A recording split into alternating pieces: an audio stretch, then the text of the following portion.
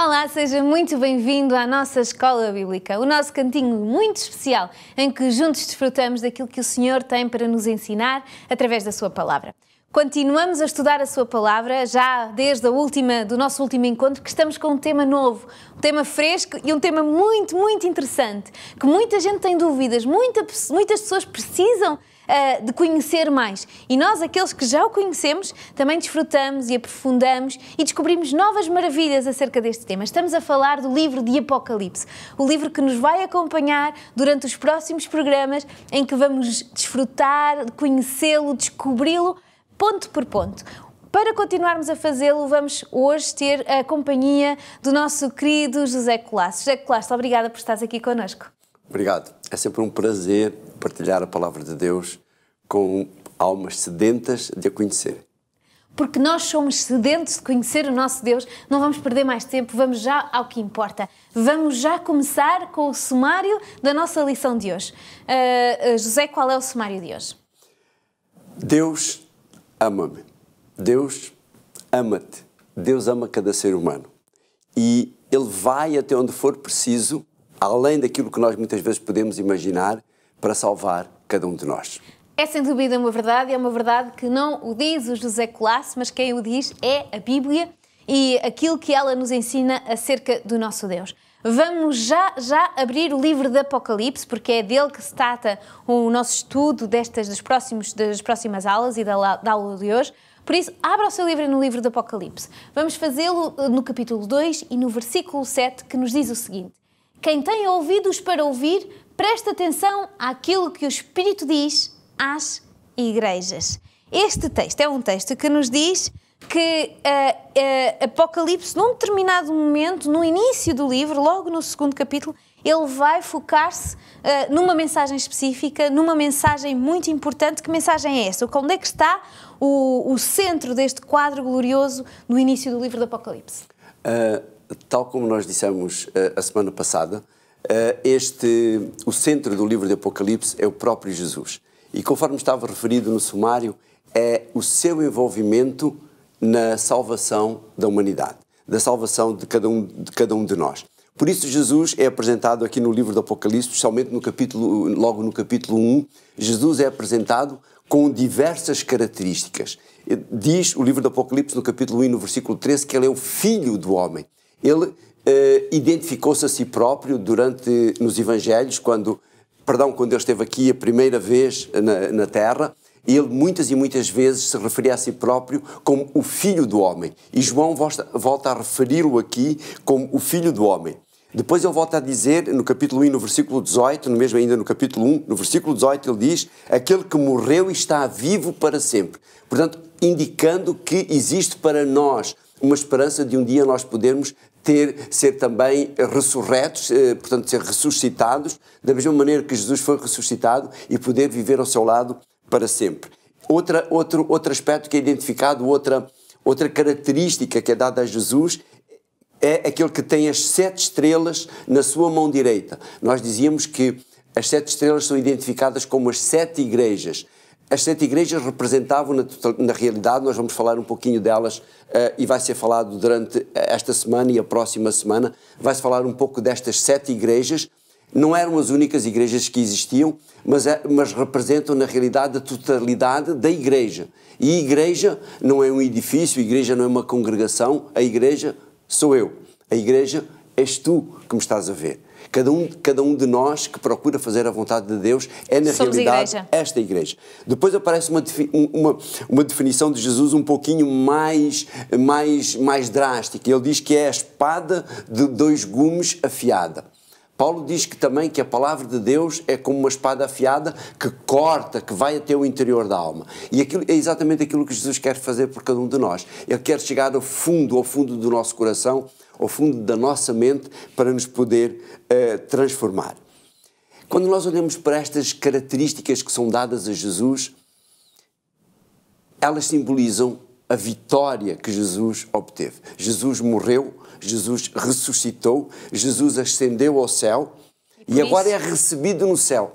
Quando nós olhamos muitas vezes para aquilo que acontece aqui nesta terra, com aquelas pessoas Eu lembro-me há muitos anos atrás, quando a Rosa Mota pela primeira vez ganhou a maratona, se não tenho erro, foi uma maratona no Canadá.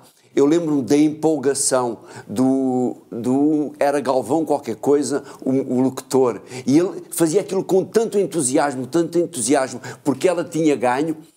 Agora podemos imaginar a vitória, o céu, como o céu que está preocupado com cada um de nós, como o céu se regozijou quando Jesus chega ao céu, depois de ter vencido a morte, depois de ter vencido Satanás, como o céu se regozijou. Por isso, quando Jesus se revela a João, quando o anjo fala a João sobre aquilo que ele há de escrever, ele dá todos estes detalhes a respeito de Jesus. E identifica-o desta maneira como um ser vitorioso que venceu a morte, que venceu Satanás, dando-nos a nós a garantia de poder fazer também. Um pormenor interessante que nós encontramos em Apocalipse 1:10 é a referência que João faz ao dia em que ele recebe aquela visão, no dia em que o Senhor falou com ele. Que dia é esse? Ele diz que é o dia do Senhor. Que dia é este? Aqui temos um pequeno, eu não digo que é um problema, mas entramos aqui numa questão um pouquinho, muitas vezes, mais delicada quando nós falamos para pessoas de denominações que observam o domingo. A tendência é e há muitas traduções da Bíblia que já colocam o dia do Senhor como o dia de domingo. Mas na palavra de Deus não encontramos indicação nenhuma de que o dia do Senhor seja o dia de domingo. Pelo contrário, se olharmos para o Antigo Testamento, vamos ver várias vezes que o dia do Senhor é apresentado como outro dia. Ele também não é identificado exatamente como o dia do Senhor. Aparece aparece como algumas identificações, como o sábado do Senhor. Portanto, em textos do Velho Testamento, onde o Senhor diz os meus sábados, e são muitos os textos, Êxodo capítulo 31, versículo 12 e 13, Levítico 19, 3, Levítico 26, 2, há uma infinidade de textos onde ele é referido, onde Deus diz os meus sábados, meus do Senhor, não são meus de Moisés, não são meus da Rita, não são meus do José, Exato. São os meus de Deus, do Senhor. Depois, em Isaías, no capítulo 58, versículo 13, Deus diz: o meu sábado, se chamares ao meu sábado, santo dia. E por outras palavras está a dizer o mesmo. Está a dizer quase a mesma coisa, não é? Exatamente aquilo que como é identificado o dia do Senhor de Apocalipse. E depois o próprio Jesus diz que o Filho do Homem até do sábado é Senhor. Portanto, quando nós olhamos para esta infinidade de textos, associando o Senhor, o dia, o sábado, podemos concluir, sem dúvida nenhuma, que João recebe esta visão, quando João diz que recebeu esta visão no dia do Senhor, ele recebeu esta visão no dia de sábado. Exato, porque o sábado tem uma importância tremenda nas Sagradas Escrituras. Exatamente. E depois, nós dissemos anteriormente, já no outro programa que tivemos juntos, em que João vai escrever este texto e vai usar significados e palavras que as pessoas já conheciam. E a tradição mostra-nos, a tradição cristão-judaica mostra-nos que o dia do Senhor é o sábado. E aquelas pessoas que iam receber esta mensagem, quando lhes foi dito o dia do Senhor, automaticamente sabiam do que é que eles estavam a falar, não é? Exatamente. Então também temos que ir para além daquilo, eles que tinham a palavra de Deus e que a conheciam, automaticamente compreenderam para quem é esta mensagem. Mas vamos ver mais. No capítulo 1 e no versículo 10, vemos que há uma mensagem mais restrita de Jesus e ele pede a João que escreva a um grupo especial, a 7 igrejas. Qual é o objetivo? O que é que isto significa? Jesus está preocupado com os seres humanos.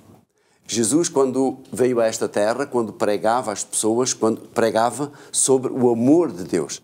Muitas vezes nós olhamos para as Sagradas Escrituras, ou as pessoas, olham para as Sagradas Escrituras e veem em determinadas expressões que Deus utiliza, especialmente no Velho Testamento, quando tinha que falar para o povo de Israel, um povo agarrado a tradições, o povo de Israel, temos que nos lembrar que esteve cerca de 400 anos a viver no Egito, nas piores condições. E quando ele sai do Egito e vão atravessar o deserto rumo à terra de Canaã, aquele povo perdeu muita da noção da relação que ele tinha anteriormente com Deus. E por isso Deus tem que agir com eles, às vezes de uma maneira um pouquinho mais drástica. E as pessoas olham muito para isso, porque é a mesma coisa quando muitas vezes um casal começa uma discussão, ele vai-se tentar encontrar os pontos mais negativos que existe, aquelas coisas em que as pessoas falharam, para se atirar quase à cara um do outro. E é isso que muitas vezes as pessoas fazem. Pegam em pequenas coisas para poder colocar Deus como alguém mau, alguém que é terrível, mas na realidade, quando nós olhamos para as Sagradas Escrituras, desde o Gênesis ao Apocalipse, vamos encontrar um Deus de amor. E no livro do Apocalipse nós vamos encontrar exatamente esta mesma mensagem. Enquanto Jesus viveu aqui nesta terra, e segundo o relato que vem nos Evangelhos, é exatamente um relato de amor. Um relato de amor. E agora quando nós olhamos para o capítulo 2, 2 e 3, onde Jesus vai falar, onde João vai apresentar as mensagens que lhe são dadas para apresentar às 7 igrejas, que na realidade, como eu dizia há pouco, é uma mensagem para a Igreja Universal, para todos aqueles que aceitam fazer a vontade de Deus. É uma mensagem exatamente de amor, de alguém que conhece profundamente a Igreja, alguém que conhece profundamente o ser humano, alguém que conhece profundamente cada membro daquelas igrejas, alguém que se preocupa com essas pessoas. Por isso, é este Deus de amor, este Jesus de amor, que nós vamos encontrar nas Sagradas Escrituras e vamos encontrar em especial aqui no livro de Apocalipse. Alguém que conhece toda a realidade de cada pessoa. Jesus viveu aqui nesta terra, não nos podemos esquecer. Jesus viveu aqui como ser humano que convivia com todas aquelas pessoas, com todas as suas necessidades. Por isso, nós temos que olhar para Jesus e compreender o seu caráter. E o seu caráter é um caráter de amor. É assim, Jesus quando ia ter com alguém, quando estava vivo e antes de ascender aos céus, ele conhecia a história de cada uma das pessoas com quem ia. Parecia que ele já conhecia essa pessoa há muito tempo, porque ele ele conhece as pessoas. E esse mesmo Deus, depois de ascender aos céus, não perde a sua identidade, não é? Continua a ser esse Deus próximo de cada um ser humano que se preocupa, e a Bíblia é muito específica, diz que se preocupa com o número de cabelos que nós temos na cabeça. E a verdade é que está sempre a mudar. Não sei o teu, mas o meu está. Com os dos homens, normalmente, ele vai se preocupando cada vez menos, porque os homens vão perdendo mais os cabelos que as mulheres, não é? E é esse Deus que se preocupa com coisas pormenores tão pequeninos acerca de cada um dos seres humanos, é este Deus que agora vai falar e vai falar estas 7 igrejas. E a mensagem que ele vai trazer é uma mensagem de amor, uma mensagem de preocupação. Às vezes, quando nós nos preocupamos com alguém, também lhe dizemos aquilo que ela tem que mudar. Exatamente. Reforçamos aquilo que elas fazem bem e dizemos aquilo, olha, mas para tu continuares a crescer, tu tens que, não é? Quando nós repreendemos uma criança, é sempre com o objetivo de a levar a crescer. É esse o objetivo dos pais, é o objetivo daqueles que amamos o próximo, é que haja um crescimento. E Jesus vai fazer isso. E nós hoje ainda vamos ver a primeira dessas igrejas. Éfeso é a primeira igreja a receber esta mensagem. Qual é a mensagem que Jesus traz a Éfeso? Para nós nos contextualizarmos um pouco, Éfeso era uma das cidades mais importantes, portanto, do Império Asiático de Roma, não é? Ficava localizado onde é hoje a Turquia, praticamente em frente à Grécia, e era um grande entreposto comercial. Ainda hoje tem importância comercial. De maneira que era uma cidade onde havia muita gente de diversas nacionalidades, com muitos costumes diferenciados, portanto, e era um local onde havia também, vamos dizer assim, muito pecado. Havia muita transgressão, havia muitos costumes que estavam em desacordo com aquilo que Deus gostava. Mas ali naquele lugar cresceu uma igreja cristã muito, muito forte. Paulo visitou, fundou diversas igrejas naquela região. Ele próprio escreve uma carta à igreja em Éfeso para também fazer uma chega, ajudar aquela igreja. Mas vamos encontrar aqui um cuidado especial com esta igreja. Jesus realça algumas qualidades daquela igreja. E uma das principais qualidades que ele realça naquela igreja que são pessoas dispostas a fazer sacrifícios, pessoas pacientes, pessoas que não suportam os maus, pessoas perseverantes. Mas depois ele diz, mas tenho contra ti que perdeste o primeiro amor. O primeiro amor é sempre o primeiro, na realidade. E quando nós falamos em termos espirituais, nós vemos que uma pessoa que se converte, que aceita Jesus pela primeira vez, ela sente o desejo de falar às outras pessoas, sente o desejo de partilhar aquilo que conheceu, sente o desejo de ir cada vez mais longe. Mas quando se perde esse primeiro amor, portanto esse amor não se vai desenvolvendo, acontece aquilo que muitas vezes acontece no casamento. Existe a paixão, primeiro amor, mas se depois essa plantinha não é regada, e na nossa vida espiritual é a mesma coisa. Exato. Se nós não mantemos um relacionamento sistemático com Deus, e isso parece que tinha acontecido com os membros daquela igreja, ela foi perdendo este amor. E daí esta correção. Mas este exemplo não era só daquela igreja. Jesus realça isto como sendo também uma realidade dos nossos dias. Vemos que esta igreja caracterizou também, portanto, esta igreja caracterizou um período da igreja cristã, porque o livro do Apocalipse é um livro também de revelação, um livro profético, e caracteriza os primeiros 100 anos da igreja cristã, esta igreja que crescia desmesuradamente, mas que a partir de um determinado momento foi estagnando e entrou quase em regressão, em declínio. E é isso que acontece muitas vezes connosco em termos espirituais. É isto que é bom com o livro do Apocalipse e com a Bíblia. Nós podemos, com os livros proféticos, mas em especial com este, não é? Este é um livro que fala de um período histórico, não é? De um momento. Vai falar de um período histórico, mas fala ao coração de cada ser humano ao mesmo tempo. Quando nós lemos Apocalipse, sabemos sempre que temos que fazer estas 3 leituras. O que está a acontecer no momento, o que vai acontecer na história da humanidade e aquilo que vai acontecer na minha vida. E é isto que o livro de Efésios também me pode dizer a mim, não é? A carta a Éfeso é uma carta que vai falar ao meu coração e me vai dizer o quê, especificamente? Há tempos eu ouvi uma frase de um conhecido e renomado e galardoado escritor português chamado José Saramago, onde ele dizia que Deus é um Deus sádico. Mas quem não conhece a palavra de Deus pode dizer uma coisa destas. Quando nós abrimos a palavra de Deus e lemos desde a preocupação que Deus tem, lá no livro de Gênesis, com Adão e Eva, a preocupação que Deus tem com o povo de Israel, escolhendo um povo para levar uma mensagem específica. O cuidado que Deus tem, mandando Jesus viver aqui nesta terra para nos mostrar como é que nós podemos conviver com as outras pessoas. Quando Deus nos dá todas as recomendações que nós encontramos nas cartas de Paulo, e quando Deus nos dá esta mensagem de amor do livro de Apocalipse, nós só podemos dizer quão errado José Saramago estava. Com este convite a pensarmos com a nossa cabeça, porque a nossa cabeça é diferente da cabeça daqueles que estão à nossa volta. Nós temos como pensar segundo aquilo que Deus nos ensina e depois pensar com Jesus no centro. Este livro tem muito mais para nos dizer.